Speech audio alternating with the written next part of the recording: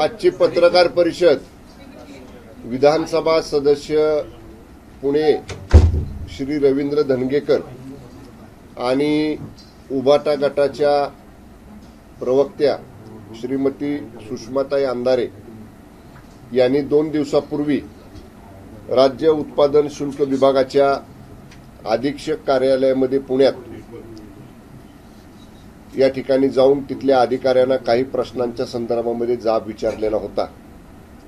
लोकप्रतिनिधींना विशेषतः विधानसभा सदस्यांना कुठल्याही शासकीय कार्यालयामध्ये जाण्याचा निश्चितच अधिकार आहे, ते जाऊ शकतात, याच्याबद्दल कोणाचंही दुमत नाही। इतर कुठल्याही राजकीय पक्षाच्या सुद्धा पदाधिकाऱ्यांना कुठल्याही सरकारी कार्यालयामध्ये जाण्याचा अधिकार आहे, याच्याबद्दल कोणाचंही दुमत नाही। परंतु पुण्यामध्ये जो दुर्दैवी प्रकार घडला विशाल अग्रवाल नावाच्या अल्पवयीन मुलाकडनं, आणि त्या पार्श्वभूमीवरती कारवाया तर पोलिसांनी केल्या, आमच्या राज्य उत्पादन शुल्क विभागाने केल्या, परंतु त्या कारवायांच्या संदर्भामध्ये काही माहिती विचारायला, काही माहिती त्यांच्याकडे होती ती आमच्या अधीक्षकांना द्यायला आमदार श्री धनगेकर तिथे गेले होते। आणि तिथे जाताना त्यांनी एक खोक्यावरती माझा फोटो लावला। त्या खोक्यामध्ये, त्या फोटोमध्ये व्यंगचित्र काढण्याचा प्रयत्न केला आणि हातामध्ये नोटाची बंडलं घेऊन त्यांनी जाणीवपूर्वक माझी प्रतिमा, तो फोटो लावून खराब करण्याचा, मलिन करण्याचा एक किविलवाना प्रयत्न त्या ठिकाणी केला। मी त्यावेळी बाहेर होतो। मला माझ्या काही कार्यकर्त्यांनी जे टीव्हीवर पाहिलं त्याच्या व्हिडिओ क्लिप पाठवल्या, मी प्रवासामध्ये त्या पाहिल्या आणि मी माझ्या निवासस्थानी पोहोचल्यावरती रिपीटेडली जेव्हा वाहिन्यांवरती ते दाखवलं जात होतं तेव्हा सुद्धा मी ते पाहिलं। श्री धनगेकर आणि श्रीमती अंधारे यांनी त्यावेळी जेव्हा आमच्या अधीक्षकांच्याकडे अशा पद्धतीचं वक्तव्य केलं तेव्हा श्रीमती अंधारेंनी सांगितले की याच्या अगोदर सुद्धा ललित पाटील ड्रग केस जी पुण्यामध्ये झाली होती त्याच्या बाबतीत त्यांनी माझं नाव घेतलं होतं आणि माझं नाव घेतल्यानंतर मी त्याच वेळी श्रीमती अंधारे यांना जाहीर माध्यमांच्या समोर येऊन सांगितलं होतं की या ललित पाटील केसचा माझा अर्थार्थी प्रत्यक्ष अप्रत्यक्ष थेट कसाही संबंध नाही, दुरान्वयानेही संबंध नाही। त्यामुळे श्रीमती अंधारेंनी त्यांचं वक्तव्य मागे घ्यावं, अन्यथा कायदेशीर कारवाईला सामोरं जावं। श्रीमती अंधारेंनी ते वक्तव्य मागे घेतलं नाही आणि डिफॉमेशन सूट लीगल केस दावा हा मी पाटणच्या न्यायालयामध्ये दाखल केलेला आहे। त्याच्यावरती तारखा पडलेल्या आहेत।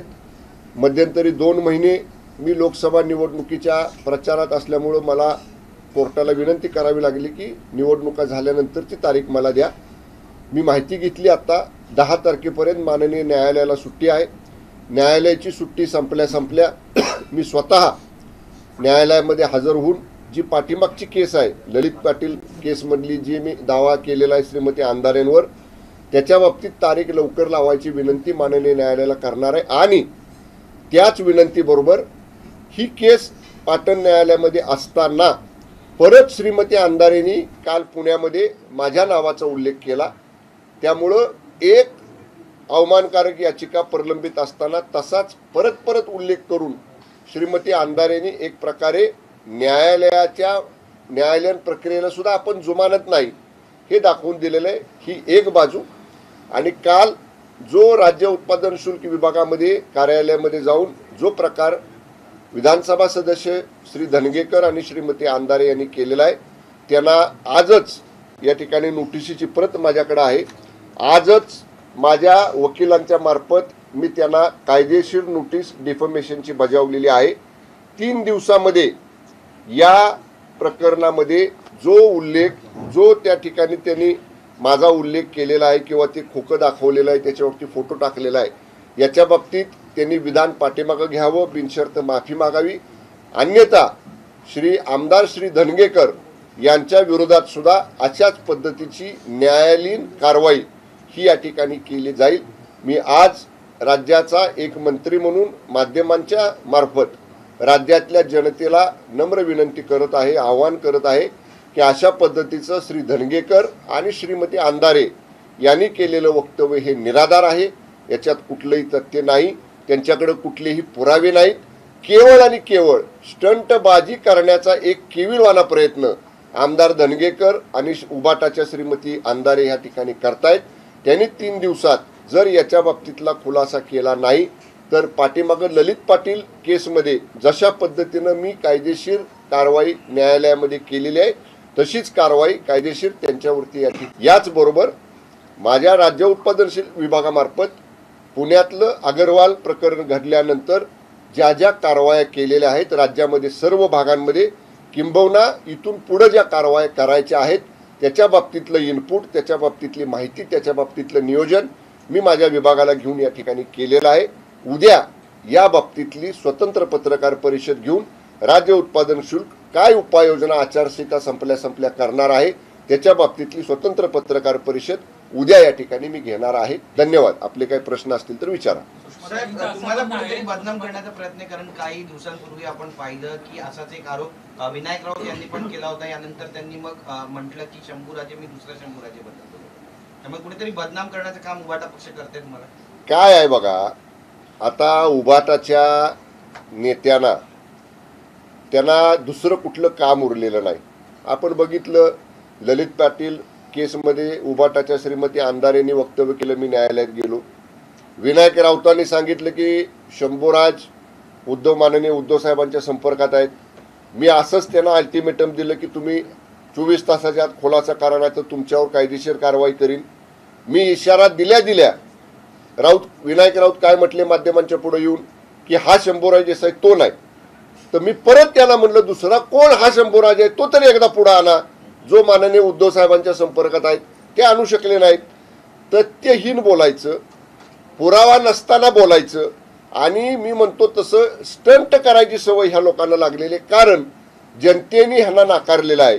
त्यामुळं अशा पद्धतीचे वक्तव्य करून स्वतःकडे केंद्रभूत करून घ्यायचं सगळं लक्ष, एवढाच प्रयत्न उबाटाचा नेहमी चालू आहे। पण याच्या आधी देखील सुषमा अंधारे यांनी तुमच्यावर ज्या पद्धतीने आरोप केले होते, आता पुन्हा सुषमा अंधारेच तुमच्यावर आरोप करताना बघायला मिळत आहे, तर सुषमा अंधारे तुम्हाला टार्गेट करतात असं वाटतं? करू द्या ना। हे बघा, शेवटी जी व्यक्ती सामाजिक काम करत असते किंवा आता शिवसेनेच्या वतीनं आमच्या पक्षाची भूमिका विधानमंडळामध्ये असेल, बाहेर असेल, आम्ही आमच्या पक्षाची प्रामाणिकपणे भूमिका मांडायचा प्रयत्न करत असतो आणि ज्यांना वाटतंय की आमच्यासारख्यांच्या बोलण्यामुळं त्यांना कुठंतरी त्यांना नुकसान होणार आहे अशी लोक मग आमच्यासारख्याला बदनाम करण्याचा प्रयत्न करतात। पण मला एवढंच माहिती आहे की आम्ही प्रामाणिकपणे काम करतो, नियमाला धरून काम करतो, राज्याच्या हिताचं, पक्ष संघटनेच्या हिताचं काम करतो। त्यामुळं असं कुणीही कितीही टार्गेट मला करण्याचा प्रयत्न जरी केला तरी सुद्धा त्याचा कसलाही परिणाम या ठिकाणी आमच्यावरती होणार नाही, आमच्या चाहत्यांवरती होणार नाही, आमच्या समर्थकांवरती होणार नाही। आंबेडकरांनी शंका उपस्थित केली आहे की स्टिंग ऑपरेशन केल्यानंतर जर मंत्री जागा होणार असेल तर ते दुर्दैवी आहे, मंत्र्यांच्या खात्यात काय झालं कारभार बघितलं तर अधिक चांगलं। कुठल्या बाबतीत स्टिंग ऑपरेशन केलं आणि त्याच्यानंतर हे सगळं समोर आलं असं प्रकाश आंबेडकर कुठं स्टिंग ऑपरेशन केलं, कुणाचं केलं, कुठं स्टिंग ऑपरेशन कुठलंच? आणि त्यांनी जे पुणे पोलिसांसमोर जे मांडलं की हे इतके पैसे खातात तितके पैसे खातात। मला एक सांगा मॅडम, उद्या यादी कुठलीही कुणी लिहिल आणि कोण कुठं पैसे खातं म्हणून दाखवल त्याचा पुरावा द्या ना। तुम्ही म्हणता ना स्टिंग ऑपरेशन केलं, स्टिंग ऑपरेशनचं काय रेकॉर्डिंग असेल, ऑडिओ असतील, व्हिडिओ असतील, फॉरेन्सिक डिपार्टमेंटकडे पोलिसांच्या द्या ना, त्याची होऊ द्या चौकशी। आमची कसल्याही प्रकारच्या पण जे काय आरोप समोर आमच्यावर केले त्याच्याबद्दल पुरावे असतील तर द्या। पुरावे काय नसणार आणि हवेत तीर मारायचे असल्या हवेत तीर मारणाऱ्यांकडे आम्ही या ठिकाणी फारसं लक्ष देत नाही। धनगेकर आणि नाना पटोले या दोघांनी प्रश्न उपस्थित केलाय की आम्ही 36 पब्स आणि वेगवेगळे जे रेस्टॉरंट इलिगल होते याची यादी समोर आल्यानंतर त्याच्यावरती तुरळक कारवाई सुरू झाली, मग जर ते अनधिकृतपणे सुरू होते तर आमच्या तक्रारीच्या आधीपासून त्यावरती कारवाई का करण्यात आली? हे बघा, मुळात पब असतील, रूफटॉप रेस्टॉरंट असतील किंवा परमिट रूम बार असतील, यांना इमारतीचं कंप्लिशन सर्टिफिकेट देण्याची जबाबदारी ही स्थानिक नगरपालिका, नगर परिषदा, नगरपंचायती, महानगरपालिकांची आहे. राज्य उत्पादन शुल्क विभागाचं नियंत्रण काय आहे? वेळेची मर्यादा पाळली जाते का? जी काही मद्याच्या संदर्भामध्ये अवैध मद्य विक्री तिथं केली जाते का? या ठिकाणी तिथं काही गैरव्यवहार म्हणजे मद्याच्या ह्याच्यामध्ये काय बाकीच्या काही ड्रग्ज वगैरे अशा पद्धतीचे कुठं सापडतात का? या गोष्टी तपासण्याची जबाबदारी राज्य उत्पादन शुल्क विभागाची आहे. पण तरीसुद्धा ज्या वेळी अशा पद्धतीच्या तक्रारी प्राप्त होतात तेव्हा त्या तक्रारीची पहिली चौकशी केली जाते आणि चौकशी केल्यानंतर जर त्याच्यामध्ये नियमबाह्य बांधकाम असेल किंवा अमुक एवढ्या स्क्वेअर फीटला परवानगी मिळालेले वाढीवचं अनधिकृत बांधकाम केलेलं असेल तर नियमित चालू राहणारी ही प्रक्रिया आहे आणि या कारवाई होत असतात. आता राज्य उत्पादन शुल्क विभागानं सुद्धा पुणे असेल, पिंपरी चिंचवड असेल या परिसरामध्ये गेल्या 8 दिवसात 49 बार, रेस्टॉरंट, पब जिथं जिथं इलिगल काही दिसलं, अवैध काही दिसलं, बेकायदेशीर काही दिसलं त्यांना तातडीनं नोटिसा देऊन त्यांच्यावर कारवाई केलेली आहे. त्यामुळे कुठेही कोणालाही पाठीशी घालण्याचा प्रश्न येत नाही. सर, जितेंद्र आव्हाडांनी आरोप केलेले आहेत माझ्या मागे मनू लावून अग्रवाल यांना वाचवण्याचं काम सरकार करते. वंदनीय परमपूज्य भारतरत्न डॉक्टर बाबासाहेब आंबेडकरांचा फोटो कोणी फाडला? तो तर त्याला कोणी फाडायला लावला नाही आव्हाडांना. तिने स्वतःहून त्वेषात आवेशात येऊन फाडला ना. मग असं स्वतः चूक करायची आणि कुठलं तरी प्रकरण वळवायसाठी माझ्यावरती लावलं. तुम्ही स्वतः केलंय, आता केलंय तर निस्तरलं पाहिजे. त्यामुळं स्वतः करायचं आणि त्याच्यापासून पुन्हा लोकांचं लक्ष दुसरीकडे जायचं म्हणून सांगायचं की माझ्या मागं काहीतरी लावतायत. तुमच्या हातानं तुमचे कुणी हात धरले नव्हते ना फोटो फाडायला. तुम्ही तुमच्या हातानंच फाडल्यानंतर तुम्ही म्हणला सुद्धा माझ्याकडनं चूक झाली म्हणून. त्यामुळं आता आव्हाडांना हे बघा त्यांनी केलेली चूक ही प्रचंड महामोठी चूक आहे. ज्या परमपूज्य डॉक्टर बाबासाहेब आंबेडकरांची प्रतिमा आपण पुजतो, त्याचं पूजन करतो, त्यांना अभिवादन करतो, त्यांची प्रतिमा फाडणं म्हणजे हे पूर्ण भारत देशाचा अपमान हा आव्हाडांनी केलेला आहे. त्यामुळं देशातली जनता आव्हाडांना कधीच माफ करणार नाही. अभिजित पानसेने एक व्हिडिओ ट्विट केलेला आहे सर, का त्यांनी मोठा खुलासा केलाय. ठाण्यामध्ये एमडी नावाचं ड्रग्ज सर्रास विकलं जातं. 5 तरी ठिकाणं सांगितले तिथे ड्रग्ज सर्रास विकलं जातंय. त्यात वागळे स्टेट जिथे मुख्यमंत्री जातात त्यांचा एरियाही आहे. तुमच्या मुलांना जपा या मदळ्याखाली त्यांनी ट्विट केलं. हे बघा मी परत सांगेन, उद्या याच्या बाबतीत माझ्या विभागानं जे नियोजन केलेलं आहे पुढचं त्याच्या बाबतीत स्वतंत्र पत्रकार परिषद मी घेणार आहे. पण समजा पानसेने अशा पद्धतीचं काही ट्विट केलं असेल, काही ठिकाणांचा उल्लेख केला असेल तर माझ्या विभागातल्या अधीक्षकांना, मी ठाण्याचा देखील पालकमंत्री, तिथल्या पोलीस आयुक्तांना अशा पद्धतीच्या ठिकाणांची तातडीनं तपासणी करण्याच्या सूचना दिल्या जातील आणि जर त्या ठिकाणी काय आढळलं तर त्याच्यावर कारवाई 100% केली जाईल. आजच्या आज केली जाईल. सर, आप हिंदी में बताइए. ललित पाटील प्रकरणाचा तुम्ही उल्लेख केला, पण यामध्ये फडणवीस म्हणाले होते की ललित पाटील काही नावं सांगणार होता. या प्रकरणामध्ये पुढे काही घडलंय? नाही, या प्रकरणाची मला तसा माझा थेट संबंध नाही. हा विभाग गृह विभागाशी संबंधित प्रश्न आहे. गृह विभागाने त्याच्यामध्ये कारवाई केलेली आहे. त्यामुळं तपासामध्ये पुढं काय झालं याच्या बाबतीतली माझ्याकडे आता तरी माहिती नाही. Okay, next. सर, रोहित पवारांनी अँब्युलन्स टेंडरमध्ये 6,000 कोटींचा भ्रष्टाचार झाल्याचा आरोप केला होता आणि आता माहिती अधिकारामध्ये असं समोर आलंय की जे अँब्युलन्स टेंडर प्रकरण जे आहे त्याच्यामध्ये आचारसंहिता लागण्याच्या आधी वर्क ऑर्डर निघाली असं प्रकरण होतं. मात्र कंपनीची स्थापना ही आचारसंहितेनंतर झाली. कोण सांगते हे? माहिती अधिकारामध्ये समोर झालं. नाही, या बाबतीत जर माहिती अधिकारामध्ये अशी काही माहिती समोर आली असेल ते राज्य सरकार तपासून घेईल. पण कुठल्याही विभागाची टेंडर प्रक्रिया पूर्ण करताना या सगळ्या बाबी या संबंधित विभागाकडनं तपासल्या जातात. पण तरीसुद्धा अधिकची काही माहिती रोहित पवारांनी जर या ठिकाणी समोर आणली असेल तर ती सुद्धा तपासून घेतली जाईल. पण अशा पद्धतीचं कुठंही अनियमितता ही कुठलीही निविदा प्रक्रिया पूर्ण करताना शासनाच्या कुठल्याही विभागामध्ये होत नाही आणि यामध्ये सुद्धा झालेली नाही. तर मग 13 मार्च रोजी झालेल्या मंत्रिमंडळाच्या बैठकीमध्ये कोणतं अँब्युलन्स टेंडर पास झालं होतं? आता तुम्ही मला तारीखवार विचाराल तर त्याचं माझ्याकडे आता रेकॉर्ड नाही.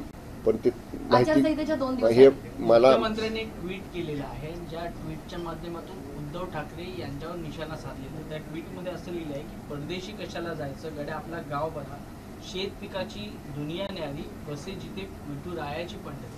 अगदी त्याच्यामध्ये मुख्यमंत्री स्वतः शेतात जात आहेत, सगळं काम बघतायत आणि ते हे सांगतात की आपलं महाराष्ट्र एवढं जुलाम सुफलाम असताना परदेशी कशाला जायचं. याच्यातून नेमकं काय समजायचं? अगदी माननीय मुख्यमंत्री महोदयांचं म्हणणं योग्य आहे.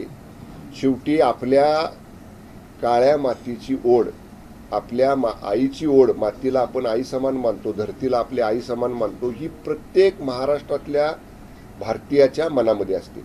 थोडासा वेळ मिळाला की आपण आपल्या गावाकडे जातो. पण आता बघा, माननीय मुख्यमंत्री महोदय आजच नाहीत, आमदार होते, नगरसेवक असल्यापासून माननीय शिंदेसाहेब वेळ मिळाला की गावाकडे येतात. इतकी सुंदर शेती, म्हणजे आपण, मी तर तुम्हाला विनंती करेल मुंबईच्या माध्यम प्रतिनिधींना, मी सातारा जिल्ह्याचा पालकमंत्री आहे, तुम्ही एक दिवस वेळ काढा, मी स्वतः तुम्हाला घेऊन जातो. इतकी आधुनिक शेती केलेली आहे. त्या ठिकाणी तुम्हाला आंब्याची झाडं दिसतील, चिक्कूची झाडं दिसतील, आधुनिक नारळाची पिकं तुम्हाला दिसतील, हळद दिसेल, वेगवेगळ्या प्रकारची बांबू लागवड केलेली आहे, स्ट्रॉबेरी अत्याधुनिक केलेली आहे, गायींचा गोठा केलेला आहे. एवढं आधुनिक शेती माननीय सीएम शिंदे साहेबांनी त्या ठिकाणी केलेली आहे. जरूर आपली सगळ्यांची जर संमती असेल तर मी तुम्हाला केव्हाही त्या ठिकाणी घेऊन जाईन आणि ते सगळं दाखवेल. माननीय मुख्यमंत्र्यांना आपल्या मातीची ओढ आहे, तर काही लोकांना जरा वेळ मिळाला की साता समुद्र पार जायची सवय आहे. त्यामुळे ज्याची त्याला सवय लकलाभ होऊ द्यात. आपल्या मातीतला कोण आहे, आपल्या मातीत पाय घट्ट रोवून उभा राहणारा कोण आहे, आपल्या सुखादुःखात येणारा कोण आहे, आपल्यामध्ये मिसळणारा कोण आहे, हे महाराष्ट्रातली जनता चांगलं ओळखून आहे. पण संजय राऊतांच्या पण अडचणीत वाढ होणार आहे का? त्यांनी 13 कोटी बॅग मधून नेले, त्यांना नोटीस पाठवली, 48 तासात माफी मागा. अगदी बरोबर आहे. मी तर म्हणेन 48 तास सुद्धा जास्त झाले. अन्यथा जेलमध्ये जायला हो, 48 तास सुद्धा जास्त झाले. कारण संजय राऊतांनी वक्तव्य करून आता 15 दिवस झालेले आहेत आणि त्यांच्याकडे कुठला पुरावा नाही. त्यांनी आरोप केला, लगेच हेलिकॉप्टरमधनं आलेल्या बॅगा तपासल्या, काय आढळून आलं त्याचा पंचनामा झालाय, त्याचं व्हिडिओ रेकॉर्डिंग आहे. मी म्हणलं ना, हवेत तीर मारायचे, कुठला पुरावा नाही, कुठला एव्हिडन्स नाही, केवळ हवेत तीर मारायचे आणि बदनामी एखादी व्यक्तीची करायची, एवढाच उद्योग उबाटाच्या लोकांना आहे. मी म्हणतो 48 तासाची मुदत संपल्यानंतर संजय राऊतांना पुढच्या कायदेशीर कारवाईला 1001% सामोरं जावं लागेल. Okay, thank you. प्लीज, अभी तक पुणे मामला सामने आने के बाद एक्साइज डिपार्टमेंट की तरफ से कितने पक्ष पर क्या क्या कार्रवाई हुई है, और आपने जो डिफेमेशन की बात की सुषमा अंधारे और रविंद्र धंगेकर के खिलाफ क्या एक्शन ले रहे हैं आप? अभी मेरे डिपार्टमेंट का जो प्लानिंग किया है, या मेरे डिपार्टमेंट ने, एक्साइज डिपार्टमेंट ने जो एक्शंस लिए, इसके बारे में मैं अलग सी प्रेस कॉन्फ्रेंस कल यहीं पे लेने वाला हूँ. इसके बारे में मैं कल बात आपसे करूँगा. लेकिन जब एक्साइज डिपार्टमेंट के पुणे ऑफिस में विधानसभा के सदस्य श्री धनगेकर और उबाटा की प्रवक्ता श्रीमती अंधारे मैडम गई थी, तब उन्होंने जो बक्सा दिखाया, वो बक्से के ऊपर जो मेरा फोटो लगाया, उसका जो कार्टून बनाया, हाथ में नोटों के बंडल लेके गए और हमारी प्रतिमा, मेरी प्रतिमा खराब करने की, मलिन करने की, डैमेज करने की जो उन्होंने काम किया है, उसके बारे में आज ही मेरे एडवोकेट की तरफ से मैंने श्री विधानसभा सदस्य श्री धनगेकर जी को और उबाटा की प्रवक्ता श्रीमती अंधारे जी को आज ही ये नोटिस, 6 पानों का नोटिस उनको भेजा है, ईमेल किया है और स्पीड पोस्ट से भी भेजा है. उनको 3 दिन का हम लोग ने, हमारे लीगल एडवोकेट ने उनको 3 दिन का टाइम दिया है.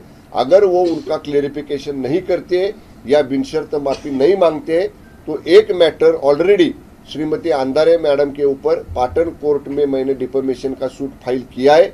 वो अभी समर वेकेशन खत्म होने के बाद जब कोर्ट खुलेगा तब मैं खुद माननीय कोर्ट के सामने पेश होकर कोर्ट को रिक्वेस्ट करूंगा कि वो पिछले केस में का हमको जल्द के जल्द तारीख मिले, और वो डिफेमेशन का सूट पेंडिंग होते हुए भी श्रीमती अंधारे जी ने जो मेरे बारे में वक्तव्य पुणे के एक्साइज ऑफिस में जाके किया है, ये स्टेटमेंट भी मैं पाटन कोर्ट, माननीय पाटन कोर्ट के सामने उनको नोटिस में उनके लाऊंगा और इसके ऊपर भी लीगल एक्शन जल्द से जल्द हम लेंगे.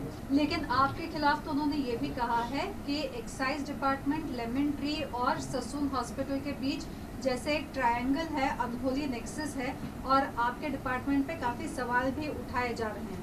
उनके हर सवाल का जवाब देने की मेरी तैयारी है। खाली वेग स्टेटमेंट करने से कोई फायदा नहीं है। वो लेमन ट्री का है, ससून का है, उसके बारे में उनका मेरे डिपार्टमेंट के बारे में क्या कहना है, वो कभी भी उनका प्रश्न पूछ सकते। इस केस में भी मेरे डिपार्टमेंट का कोई भी रोल नहीं है, मेरे डिपार्टमेंट का इससे कोई भी संबंध नहीं है। ये बार बार मैंने इसके पहले भी स्पष्ट किया है। लेकिन ऑपोजिशन तो कह रहा है कि 36 पब्स पे कार्रवाई तभी हुई जब उन्होंने लिस्ट दी और फिर एक्साइज डिपार्टमेंट जगा। देखिए, दो तरह की कार्रवाई होती है। जो बिल्डिंग में रेस्टोरेंट, पब, बार या रूफटॉप रेस्टोरेंट, रूफटॉप बार चलते हैं, उसका कंप्लीशन सर्टिफिकेट देने का काम वहाँ के कॉरपोरेशन का, वहाँ के नगर पालिका का, वहाँ के महानगर पालिका का रहता है। एक्साइज डिपार्टमेंट का काम इतना ही है कि वो पब में ऑथोराइज लिकर सर्व किया जाता है क्या, जो टाइम लिमिट दिया है वो टाइम लिमिट का पालन होता है क्या, वहाँ पे जो एज लिमिट का बंधन है वो एज लिमिट का बंधन इसके ऊपर फॉलो किया जाता है क्या, या वहाँ पे इलीगल लिकर कहीं सर्व किया जाता है क्या, जो ड्रग्स वगैरह कोई है ऐसा कोई वहाँ मिलता है क्या, इसके ऊपर चेक करने का, इसके ऊपर इंस्पेक्शन करने का, इसके ऊपर तपासनी करने का अधिकार ये राज्य उत्पादन शुल्क विभाग का है। लेकिन मैं इसीलिए कहता हूँ आपको, मेरे विभाग ने जो कार्रवाई की है इसके बारे में मैं कल अलग से खाली एक्साइज डिपार्टमेंट के लिए ही अलग से प्रेस कॉन्फ्रेंस कर लेने वाला हूँ। हर एक सवाल का आपके जवाब कल के प्रेस कॉन्फ्रेंस में मैं दूंगा। इसीलिए मैं कहता हूं कि एक्साइज डिपार्टमेंट की पहले की कार्रवाई और अभी की कार्रवाई, इसका कल प्रेस कॉन्फ्रेंस लेके मैं सब बातें आपके सामने रखूंगा। ओके, क्या कोई लीगल पॉलिसी नहीं लाने की आप सोच रहे हैं या उनमें कुछ बदलाव करने के बारे में आप सोच रहे हैं? इसके बारे में कल बात करेंगे, लेकिन जो सुपरविजन है, जो नियंत्रण हमारा है, इसके बारे में अधिक कड़क नियमावली करने का हम लोग ने तय किया है। अभी मॉडल कोड ऑफ कंडक्ट चल रहा है, इसलिए उसके बाद मॉडल कोड ऑफ कंडक्ट खत्म होने के बाद इसके बारे में अनाउंसमेंट हम लोग करेंगे। महाराष्ट्र सीएम ने ट्वीट किया है, उसमें कंपैरिजन किया है ठाकरे जो लंदन पे गए और उन्होंने कहा कि हमारा अपना गांव ठीक ठाक है। क्या कहना चाहते हैं? देखिए, जो महाराष्ट्र में रहते हैं, जो हिंदुस्तान में रहते हैं, जिनको अपनी धरती के ऊपर प्रेम है, वो लोग अपनी धरती माँ की तरफ ही गांव चले जाते हैं। जब भी टाइम मिलता है तभी हम लोग अपने गांव चले जाते हैं। ये पूरे महाराष्ट्र के और पूरे देश में रहने वाले लोगों की ये भावना है। लेकिन माननीय मुख्यमंत्री एकनाथ जी शिंदे साहब का जो गांव है वो आज नहीं बल्कि पिछले 30-40 साल से जब भी साल में 2-3 बार अपने गांव में आते हैं, वहाँ पे खेती करते हैं और एडवांस टेक्नोलॉजी वाली खेती माननीय मुख्यमंत्री महोदय उनके गांव में किया है। लेकिन कई लोग ऐसे होते हैं कि साल में 2-3 बार गांव आने के बजाय 7 समंदर पार चले जाते हैं, जिनको यहाँ रहना अच्छा नहीं लगता है, जिनका मन यहाँ पे नहीं रमता है, यहाँ पे नहीं उनको अच्छा लगता है, वो लोग 7 समंदर पार चले जाते हैं। जिनको 7 समंदर पार जाने की ओढ़ है, वो लोग अपने धरती माँ के बारे में, अपने गांव के बारे में सोच भी नहीं सकते, गांव में जा भी नहीं सकते। इसीलिए ये फर्क है कि जो अपने धरती माँ के साथ में टाइम गुजारना चाहता है वो परदेश जाने के बजाय अपने गांव में आते हैं, और जो लोग को 7 समंदर पार की ओढ़ रहती है, वहां जाने की उनको हमेशा आस लगी रहती है, वो लोग वहां चले जाते हैं। सर, सरकार पर काफी सवाल उठाए जा रहे हैं। महायुति के ही एक एमएलए हैं जो कि सुनील टिंगरे, जो एनसीपी एपी ग्रुप के एमएलए हैं, जिनके बारे में काफी सारा एविडेंस सामने आ रहा है, लेकिन वो खुद ना सामने आ रहे हैं, ना पुलिस उनको पूछ रही है। तो सवाल सरकार पे ये उठता है कि क्या आप महायुति के किसी एमएलए को शील्ड कर रहे हैं? और उनके बेटे का भी इन्वॉल्वमेंट कहीं ना कहीं इस पूरे केस में सामने आ रहा है। कल नाना पटोले ने भी इस चीज को नहीं, नाम तो किसी का नहीं लिया है नाना पटोले जी ने। मैंने भी नाना पटोले साहब का स्टेटमेंट टीवी पे देखा है। उन्होंने इतना ही कहा है कि हो सकता है कोई एमएलए का बेटा उनके साथ हो, लेकिन जो हमारे विधानसभा के सदस्य है सुनील टिंगरे जी, उन्होंने कल ही उनके ऑफिस की तरफ से ऐसा बताया गया है कि वो जल्द ही प्रेस कॉन्फ्रेंस लेके अपनी खुद की बात सामने रखने वाले हैं। जब तक एमएलए श्री टिंगरे सामने आके खुद अपनी बात नहीं कहते, तब तक इसके बारे में कुछ बात करना मुझे उचित नहीं लगता सर, है। आपके ओके, डिपार्टमेंट से जो रेगुलेशन लाना है, रेगुलेशन का अभी कल बात करेंगे नहीं, ना। सिर्फ जो बड़े पैमाने पर स्टाफ लगता है वो स्टाफ उपलब्ध नहीं है, तो क्या उसके वो बारे भी में- आपको कल बताएंगे ना। विधान परिषद, पूरा विधान होमवर्क परिषद। देखिए ना, पूरा होमवर्क आज मैंने किया है, उसका अभी ब्रीफ नोट बना रहे हूँ मैं। आपकी प्रेस कॉन्फ्रेंस खत्म होने के बाद मेरे ऑफिसर्स को लेके साथ में कल एक ब्रीफ नोट बना के कल पूरा एक्साइज डिपार्टमेंट पर ही बात करेंगे। सर विधान परिषदेला घेऊन विधान परिषदेच्या ज्या 4 जागा आहेत हिंदी मध्ये अच्छा, हिंदी उपेंद्र त्यांचा अवार्ड उल्लेख का नाही. क्या इस तरह से माफी मांग लेना महज 1 घंटे के भीतर या फिर जहाँ पे उन्होंने आंदोलन चला था, क्या ये कृत्य कौन सा? जितेंद्र अवार्ड का माफ करने लायक है? क्योंकि कई मैंने जगह कहा आंदोलन ना, हो रहे हैं। मैंने अभी कहा कि किसी ने जितेंद्र आवाड़ जी का हाथ पकड़ के परम पूज्य भारत रत्न डॉक्टर बाबा साहब अम्बेडकर जी की तस्वीर फाड़ने को नहीं कहा था। उन्होंने खुद अपने हाथ से वो तस्वीर फाड़ी है। इतनी महाबड़ी गलती करना और बाद में कहना कि मैं माफी मांगता हूं, जो ठेच पहुंची है हर एक हिंदुस्तानी के मन में कि जो भारत रत्न किताब से जिनको गौरव गाया है, जो महामानव है, पूरा देश उनकी भक्ति करता है, ऐसे परम पूज्य डॉक्टर बाबा साहेब आम्बेडकर जी की तस्वीर किसी ने आज तक नहीं फाड़ी है। वो गुनाह, ये पाप श्री आवाड ने किया है। भारत की जनता, हिंदुस्तान की जनता, महाराष्ट्र की जनता श्री जितेंद्र आवाड को कभी भी इस कृत्य के लिए माफ नहीं करेगी। सर, आवाड ने जाने- कहा है कि गुनों को पीछे लगा के अग्रवाल जो बिल्डर है उनको बचाने की कोशिश सरकार कर रही है। अरे हमने किसको पीछे लगाया? आपने अपने खुद के हाथ से फाड़ा ना वो तस्वीर, कि किसी ने आपका हाथ पकड़ के कहा था क्या ये फाड़ने को? आपने जोश में आके वो फाड़ा है और आपने ये कृत्य किया और बाद में कहते हैं कि मैं किसी दूसरे विषय की ओर का विषय डाइवर्ट करने के लिए मेरे पीछे लगे। जो ठेच पहुंची है पूरे हिंदुस्तान भर के लोगों के मन में, ऐसी माफी मांगने से वो बुझने वाली नहीं है।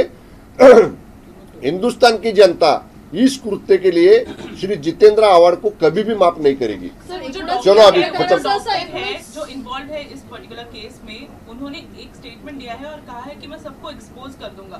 क्या आपको लगता है कि उनके ऊपर भी प्रेशर बनाया जा रहा है? कल नाना पटोले ने ये भी कहा कि उनको जो है वो सुरक्षा देनी चाहिए, शायद उनकी जान भी जा सकती है। ऐसा देखिए, नाना पटोले साहब लीडर ऑफ अपोजिशन पार्टी की लीडर है। अगर वो डॉक्टर को कुछ कहना है तो वो डॉक्टर वहाँ के जो भी उसके वहाँ के पुलिस ऑफिसर्स है या सीनियर ऑफिसर्स है उनसे बात कर सकता है। अगर उनको रिटर्न एप्लीकेशन देना है तो रिटर्न एप्लीकेशन दे सकता है। अगर वो डॉक्टर का कहना है कि उनके जान को खतरा है और वो अगर खुद का ऐसा स्टेटमेंट देते हैं तो राज्य सरकार उनकी सुरक्षा का जिम्मेदारी लेगी। उन्होंने कहा है मैं सबको एक्सपोज कर दूंगा। अगर उसके पास कुछ है तो वो उन्होंने कहना चाहिए। अभी तो वो कस्टडी में है, कस्टडी में जो भी उनका स्टेटमेंट लेने वाला सीनियर ऑफिसर रहेगा, वो सीनियर ऑफिसर के पास कस्टडी में वो बयान दे सकता है, उनका स्टेटमेंट दे सकता है। वो स्टेटमेंट दे के जो भी उसके मन में है वो बात कह सकता है। गवर्नमेंट इसके ऊपर इंक्वायरी करेगी। सर, एकूणच या प्रकरणामुळे कुठेतरी कायदा सुव्यवस्थेचा प्रश्न देखील दिसून येतोय, कारण ज्या पद्धतीनं एकीकडे जे आहे ते सत्ताधारी पक्षाकडून आंदोलनं केली जात आहेत, एकूणच फोटो विरोधी पक्षाकडून नाही, दोन्ही पक्षाकडून केली जात आहेत, की सत्ताधारीकडून केली जात आहेत की फोटो पाडल्या हा. प्रकरणामध्ये, आणि विरोधकांकडून केली जात आहेत की मनुस्मृतीच्या संदर्भात, आणि जाळपोळ पाठ्यपुस्तकात ऍड जाळली करणं जातात. मनुस्मृतीचे श्लोक हे तुम्हाला योग्य वाटतंय पोस्टर्स का? जाळली या जात आहेत, या कायदा सुव्यवस्थेचा प्रश्न होतो. मनुस्मृतीचा श्लोक या ठिकाणी अभ्यासक्रमात घेण्याबाबतीतला विषय हा संबंधित शिक्षण विभागाच्या अखत्यारीतला आहे। त्यामुळे या बाबतीत फेरविचार करायचा झाल्यास या बाबतीतला एकत्र बसून चर्चा केली जाईल, परंतु तो निर्णय त्या विभागाने घेतलेला आहे नंबर 1। पण त्याचा संबंध किंवा त्याचं कनेक्शन हे वंदनीय परमपूज्य डॉक्टर बाबासाहेब आंबेडकरांची प्रतिमा फाडण्याशी होऊ शकत नाही ना। तुम्हाला निषेध करण्याचे वेगवेगळे मार्ग आहेत, वेगवेगळी पद्धत आहे, पण ज्या प्रतिमेवरती, ज्या पोस्टरवरती परमपूज्य डॉक्टर भारतरत्न डॉक्टर बाबासाहेब आंबेडकरांचा फोटो आहे, प्रतिमा आहे, ती स्वतःच्या हातानं फाडलं केवळ निषेध करून चालणार नाही, तर कडक शिक्षा, आणि ही शिक्षा देशातली जनता ही जितेंद्र आव्हाडांना दिल्याशिवाय राहणार नाही, हे माझं मत पण आहे। कायदा सुव्यवस्थेचा प्रश्न या निमित्ताने उपस्थित होतो, नाही, नाही. सत्ताधारी विरोधक दोन्ही असं आपले नाही ना। मला एक सांगा, तुम्ही आमच्या राष्ट्रपुरुषांचा अपमान करणार, थोर विभूतींचा अपमान करणार, ज्यांनी घटना लिहिली त्या घटनेच्या शिल्पकारांचा अपमान करणार, जाणून बुजून करणार, आणि तुम्ही काही कराल आणि सरकारने बघत राहायचं, बिलकुल अशा पद्धतीने सरकार बघायची भूमिका घेणार नाही. राष्ट्रपुरुषांचा जो कोणी अपमान करेल त्याला कायद्यानं शिक्षा ही सरकारकडनं सुद्धा दिली जाईल.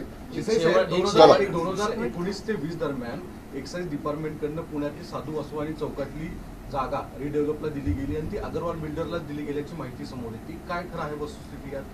कारण की त्यावेळेस अजित पवारच एक्साइज मिनिस्टर. मी माहिती घेऊन सांगतो, मला माहिती नाही त्याची, पण मला एवढंच माहिती आहे की राज्य उत्पादन शुल्क विभागाचं नवीन काम पुण्यामध्ये सुरू आहे. पण मी ह्या 2 वर्षात तरी तिथं अजून गेलेलो नाही, त्यामुळे मी त्या कामाचा आढावा घेतला नाही. कदाचित त्याची सविस्तर माहिती घेऊन उद्याच्या पत्रकार परिषदेत मी सांगतो. Okay, thank you. मुंबई सुशोभीकरण आणि जे स्ट्रीट फर्निचरचा जो घोटाळ्याचा आरोप हे विरोधक करत होते, या संदर्भात एक महत्त्वाची माहिती समोर येत आहे की बीजेटीआयच्याच काही अधिकाऱ्यांनी गुणवत्ता ही पॉझिटिव्ह रिपोर्ट देण्यासाठी 50 लाख रुपयांची मागणी केली होती. ती न दिल्यामुळे निगेटिव्ह रिपोर्ट दिला असा आरोप आता होत आहे. कसं पाहता एकूणच या संदर्भातले पुरावे हे देखील आता मुख्यमंत्र्यांकडे दिलेले असल्याचं कळतंय? माननीय मुख्यमंत्री महोदयांकडे जर या बाबतीतली काही माहिती कोणी दिली असेल, काही पुरावे दिले असतील तर जरूर माननीय मुख्यमंत्री कार्यालयाकडनं त्याची सविस्तर चौकशी केली जाईल आणि चौकशी अंती जो काही अहवाल प्राप्त होईल त्यानुसार त्याच्यावर योग्य ती कार्यवाही पुढची केली जाईल. Okay, thank you. पल्लवी सापळे यांची नियुक्ती या संपूर्ण प्रकरणामध्ये ब्लड सॅम्पल बदलले की नाही बदलले? पल्लवी सापळेंवरती स्वतः यामिनी जाधव यांनी भ्रष्टाचाराचे आरोप केले होते. पल्लवी सापळेंची नियुक्ती तुम्हाला किती योग्य वाटते? ही नियुक्ती वैद्यकीय शिक्षण विभागाने केलेली आहे आणि नेहमी अशा पद्धतीच्या प्रकरणामध्ये चौकशी अधिकाऱ्यांची नियुक्ती करताना त्या विभागाच्या वरिष्ठ अधिकाऱ्यांचा याच्याशी संबंध असतो. कदाचित श्रीमती सापळे ज्या तिथल्या सिनियर डॉक्टर आहेत त्या कदाचित सिनियर असल्यामुळं किंवा तिथली त्यांची ज्येष्ठता असल्यामुळं त्यांच्याकडे हे काम दिलं गेलं असावं. परंतु आमदार श्रीमती यामिनीताई जाधव यांनी यापूर्वी जर त्यांच्यावरती काही आरोप केलेले असतील तर त्या आरोपांची सुद्धा चौकशी निश्चितपणाने केली जाईल. याच्यामध्ये सगळ्यात जास्त आरोप जे आहेत आणि या सगळ्या प्रकरणाचे तार आहेत ते अजितदादांकडे सुद्धा गेलेले. त्यांची लाय डिटेक्टर टेस्ट करा, सगळे कॉल सीडीआर तपासा अशी मागणी अंजली दमन या करत आहे. काल यावरून मोठा वाद सुद्धा झाला. तुम्ही दुसरी बाजू नाही ऐकली दादांची? दादा म्हटले ना, माननीय अजितदादांनी क्रिस्टल क्लिअर सांगितलं कसलीही चौकशी, कसली लाय डिटेक्टर, कसलीही चाचणी करायची माझी तयारी आहे, नार्को टेस्ट करायची माझी तयारी आहे. पण त्यामध्ये जर काही निष्पन्न झालं नाही तर दमानिया राजकीय संन्यास घेणार का ही विचारा दमानिया मॅडमला. तुम्ही घेणार का राजकीय संन्यास? त्यामुळं मी म्हणलं ना, हे बघा आता काय झाले, सरकारच्या मंत्र्यांवर, सरकारच्या नेत्यांवर हवेत तीर मारायचे, बेधडक बेछूट आरोप करायचे आणि स्वतःकडे फोकस करून घ्यायचं सगळं चित्र. एकही आरोप ते सिद्ध करू शकले नाहीत. आम्ही 10 वेळा सांगतोय, तुम्ही कसल्याही आरोप केले तर त्याचे पुरावे द्या. ज्या यंत्रणेवर तुमचा विश्वास आहे त्या यंत्रणेकडनं त्या पुराव्याची चौकशी करू, पोलिसांकडनं करू, रेव्हेन्यूकडनं करू, कशाकडनंही करू आपण त्याची चौकशी. पण पुरावे द्यायचे नाहीत आणि केवळ बेधडक बेछूट आरोप करायचे ही आता विरोधकांना लागलेली एक प्रकारची सवयच आहे. Okay, thank you. महायुतीमध्ये पेच निर्माण झालाय. विधान परिषदला घेऊन वाद सुरू झाले. कोणत्या जागेवरती शिंदेची शिवसेना दावा करते? बिलकुल वाद नाहीत आमच्यामध्ये. तुम्ही बघितलं लोकसभेच्या निवडणुकीचे तिकीट वाटपाच्या आधी सुद्धा तुम्ही माध्यमांनी हेच चालवलेलं, शिंदे गटाला 4च जागा मिळणार, अमुक ह्याला एवढ्याच जागा मिळणार. चित्र कसं आलं, जागा वाटप कसं झालं आपण बघितलं ना. त्यामुळं योग्य सन्मान तिन्ही पक्षांचा आणि महायुतीतल्या घटक पक्षांचा, विधान परिषद असेल, येणारी विधानसभा असेल, त्याच्या पुढची येणारी विधानसभा असेल, या सगळ्या जिल्हा परिषद असतील, पंचायत समिती असतील, महानगरपालिका असतील, सगळ्या निवडणुकीमध्ये महायुतीतल्या 3 मोठ्या पक्षांचा आणि सगळ्या घटक पक्षांचा योग्य मान सन्मान राखला जाईल. आमच्यामध्ये कसलेही वाद विवाद नाहीत. धन्यवाद धन्यवाद धन्यवाद धन्यवाद.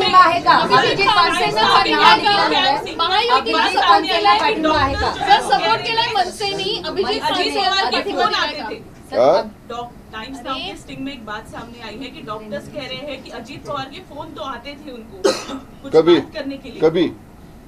कभी अभी ये मैटर में क्या पहले ओवर द टाइम बोले तो अभी जो मैटर वो पुणे के हुआ है ससून हॉस्पिटल का, उसके बारे में वो लोग कह रहे क्या उसके पहले कह रहे कि क्योंकि ससून हॉस्पिटल एक बड़ा हॉस्पिटल है, माननीय अजित दादा पुणे के पालक मंत्री है और ससून हॉस्पिटल की उसकी जो व्यवस्था वहाँ की है उसके बारे में कभी कभार फोन तो किया होगा, लेकिन अगर उनका कहना है कि ये मैटर में आया है ऐसा सामने, तो वो उनका एविडेंस दे दे, हमको एविडेंस दे ना सामने। ऐसा कुछ हाथ में एविडेंस न होते हुए खाली बात करना ये ठीक नाही आहे। चला संपूया। अभिजित पानसेंना सपोर्ट आहे का तुमचा? कसला? अभिजित पानसेंचं नाव डिक्लेअर केलंय। आम्ही या बाबतीत महायुतीची एकत्र भूमिका जाहीर करू।